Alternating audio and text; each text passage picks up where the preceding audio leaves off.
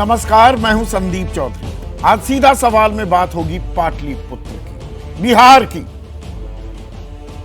लोकसभा चुनाव सर पर हैं। बिहार की 40 सीटें ये बड़ी अहम है।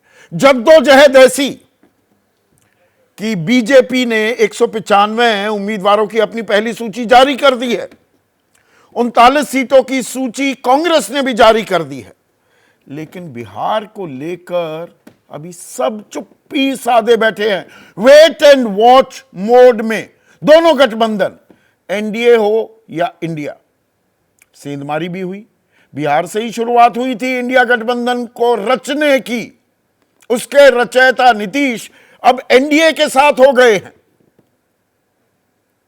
पर यह पाला बदलने से, समीकरण बदलने से बिहार में समीकरण कितने बदले हैं? बिहार में 2019 में 40 में से 39 सीटें एनडीए के खाते में गई थी, ऑलमोस्ट क्लीन स्वीप। उसके बावजूद नीतीश ने पाला बदल लिया था। तेजस्वी के साथ सरकार बनाई, महागठबंधन की सरकार। और जो दरवाजे नीतीश के लिए हमेशा के लिए बंद कर दिए थे बीजेपी ने, एक बार नहीं दर्जनों बार बीजेपी की तरफ से, उनके अमित शाह जैसे कद्दावर नेताओं के मुख से यह बात सुनने को आई। लेकिन बाद में लाल कालीन बिछाकर नीतीश कुमार की घर वापसी कराई गई।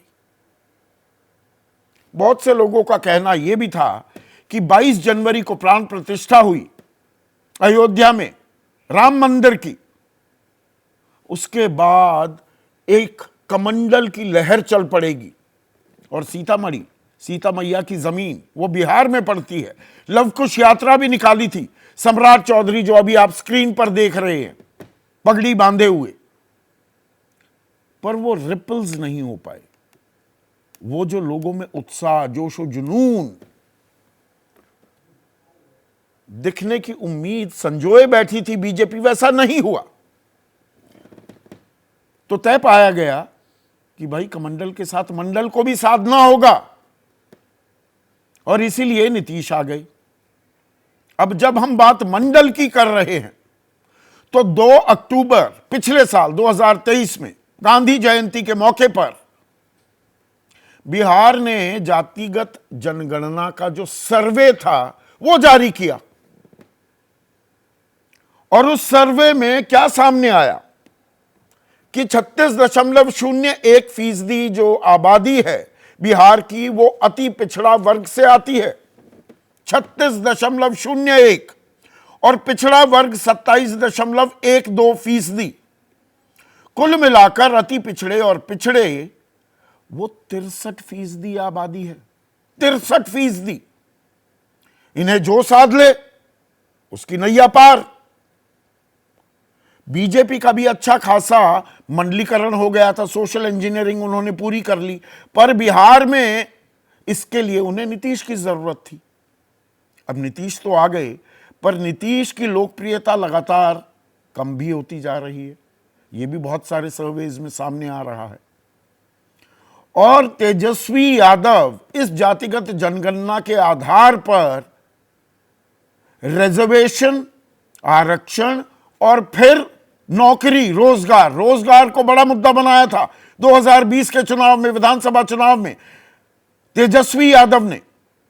और सबसे बड़ी पार्टी बनकर उभरी थी आरजेडी। लेकिन उसका दायरा कहीं ना कहीं सीमित हो जाता है। MY फैक्टर, मुस्लिम यादव, यही गठजोड़ क्या काम कर रहा है।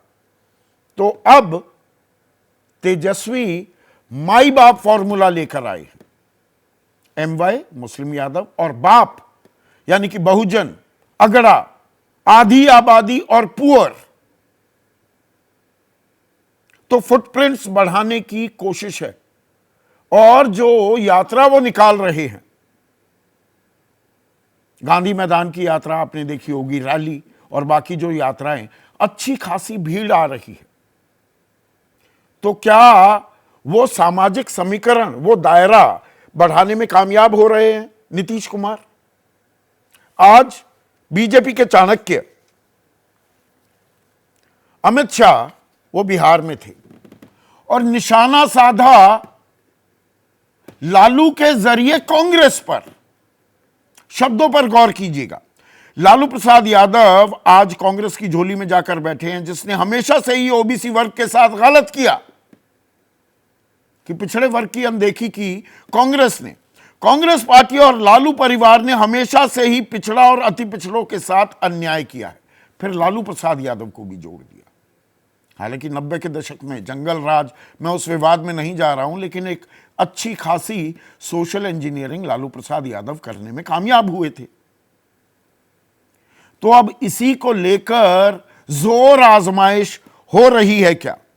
राहुल गांधी पलटवार करते हैं। आज देश में लोगों के साथ अन्याय हो रहा है, उसमें भी दलितों, आदिवासियों और ओबीसी समाज के लोगों को उनका हक नहीं मिल रहा है। सामान्य वर्ग के लोगों में भी परेशानी है। अब परेशानी की एक वानगी मैं आपके सामने पेश करता हूं। अगर आप प्रोफेसर्स, 1000 टॉप जो कंपनियां हैं और हाई कोर्ट में जजों की संख्या पर गौर करें तो 7.4% ओबीसी जमा एससी जमा एसटी, यानी कि पिछड़ा वर्ग, अनुसूचित जाति और जनजाति का प्रतिनिधित्व 1000 जो बड़ी कंपनियां हैं देश में, सिर्फ 7.5% से भी कम है। हाई कोर्ट में जजों की संख्या इन तीनों वर्गों की 17.25% है। और सेंट्रल यूनिवर्सिटीज में जो प्रोफेसर्स हैं इन 3 वर्ग से सिर्फ 13.2%। लेकिन अगर हम सिर्फ पिछड़ों की बात करें तो इसमें प्रोफेसर्स की पूरे भारत में संख्या सिर्फ 4.5% से भी कम। Associate professor 6.5%। हाई कोर्ट में जो जज हैं पिछड़े वर्ग से, बिहार में यह 63% है। इस बात पर गौर कीजिए। 12.25%। तो क्या कुछ खाका खिंचता भी दिखाई दे रहा है। और इसमें थोड़ा पीछे चलते हैं अब 2019 और 2020 के चुनाव, 2019 के लोकसभा, 2020 के विधानसभा चुनाव। तो ओबीसी यानी कि पिछड़े वर्ग में 26% लोगों की पसंद बीजेपी थी, पहली पसंद, और 25% की जेडीयू। दोनों साथ मिलकर चुनाव लड़े थे। यह आंकड़ा 50% से पार चला जाता है। आरजेडी के खाते में कुल जमा 11% पिछड़ा वर्ग का वोट आया था। लेकिन 2020 के विधानसभा चुनाव, यहां भी नीतीश और बीजेपी साथ साथ थे। बीजेपी विधानसभा में पिछड़े वर्ग 19% को ही साथ पाई, 7% की गिरावट आई। जेडीयू सिर्फ 25% से घटकर 15% पर आ गई। और इसमें चिराग पासवान एक बड़ा फैक्टर थे। वो हनुमान बनकर नीतीश कुमार के किले में आग लगाने का काम करते साफ दिखाई दिए थे। और आरजेडी का वोट बैंक बढ़कर 11% से बढ़कर 18% बढ़ा, 29% हो गया। और अब मैंने चिराग पासवान का भी जिक्र कर दिया है, तो इसी वोट बैंक को साधने के लिए पिछड़े, अति पिछड़े, दलित 10 सीटों का भी न्योता दे दिया, 10 सीटों का ऑफर दे दिया तेजस्वी ने कि आइए हमारे साथ आइए, 10 सीट दे देंगे। तेजस्वी 6 सीटों पर लड़े हुए हैं कि एनडीए में मैं रहूंगा, अभी मैं हनुमान ही हूं। 6 सीट दीजिए लोकसभा की और 1 राज्यसभा। अब एनडीए में एक प्रॉब्लम ऑफ प्लेंटी भी है। 17 बीजेपी लड़ी थी, 17 लड़ी थी जेडीयू। जेडीयू क्या कम सीटें लड़ेगी? इंडिया से बाहर इसीलिए निकल गए थे नीतीश कुमार। और सीटों का बंटवारे में बहुत देरी हो रही है। यहां तो अनिश्चित काल के लिए क्या स्थगित कर दिया गया है सीटों के बंटवारे को।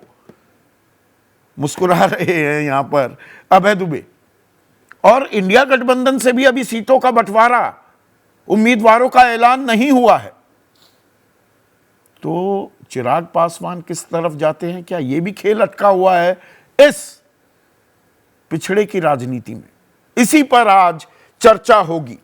ऐसे में आज का सीधा सवाल, मंडल कमंडल, इसका मैंने जिक्र किया, मंडल कमंडल का सूत्र, एनडीए जीत पाएगा पाटलिपुत्र? और तेजस्वी का माई बाप दांव बदलेगा 24 का चुनाव। जैसे ही घड़ी का काटा दोपहर 2:30 पे आए, बबीता जी का दिल सास बहू साजिश के लिए मचल जाए। और ये है इनकी बहू, पूरे दिन ऑफिस की टेंशन हो जाए गॉन जब ये करें अपना फेवरेट शो फ्री टाइम पे ऑन। इनकी तरह आप भी देखिए अपना फेवरेट शो अपने टाइम पर और डाउनलोड कीजिए एबीपी लाइव ऐप अपने स्मार्ट टीवी पर।